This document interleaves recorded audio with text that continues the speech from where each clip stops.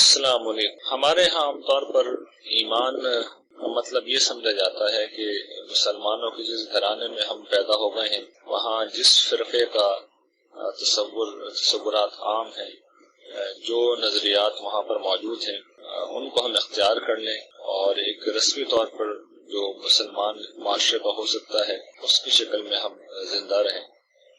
قرآن مجید سے معلوم ہوتا ہے کہ ایمان اس کے بالکل برعکس معاملہ ہے۔ قرآن مجید ہر جگہ پر یا ایھا الذین آمنوا کا لفظ استعمال کرتا ہے۔ یہ جو ترکیب ہے یہ بتاتی ہے کہ ایمان گویا کہ لانے والی چیز ہے، گویا کہ یہ کرنے والا ایک کام ہے۔ جس طرح نماز پڑھنی پڑتی ہے، روزہ رکھنا پڑتا ہے، حج کرنا پڑتا ہے، زکوٰۃ دینی پڑتی ہے، اس طریقے سے ایمان بھی لانا پڑتا ہے۔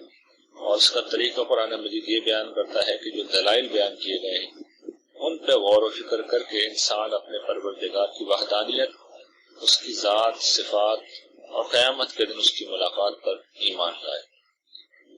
یہ بھی تاہم قرآن مجید کا نقطہ نظر یہ ہے کہ ایمان کا آغاز ہے اور اس کے بعد ایک دوسرا سفر ہوتا ہے جس کو میں نے اپنے پچھلے دنوں ایک پوسٹ میں بیان کیا تھا کہ اللہ تعالیٰ کو اپنی نفسیات کی سطح پر اور احساس کی سطح کے اوپر دریافت کرنے کا عمل ہے۔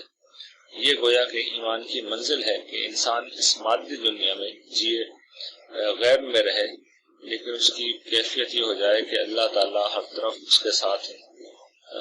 قرآن مجید اس کو اس طرح بیان کرتا ہے وَهُوَ مَعَكُمْ أَيْنَمَا كُنتُمْ، گویا کہ جب ہم کچھ کرتے ہیں تو اللہ دیکھتا ہے، ہم بولتے ہیں وہ سنتا ہے، ہم سوچتے ہیں وہ سمجھ لیتا ہے۔ یہ یقین اگر ہمیں ہو جائے تو یہ ایمان کی منزل ہے اور یہی احساس کی سطح پہ خدا کو دریافت کرنا ہے اور اس منزل تک پہنچنا ہماری ذمہ داری ہے۔ بدقسمتی سے ہم اس منزل پہ اس لیے نہیں پہنچ پاتے کہ ہم اس سفر کا آغاز ہی نہیں کرتے۔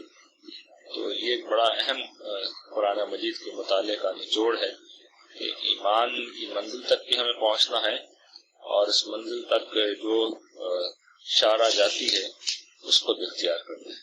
جزاکم اللہ خیر۔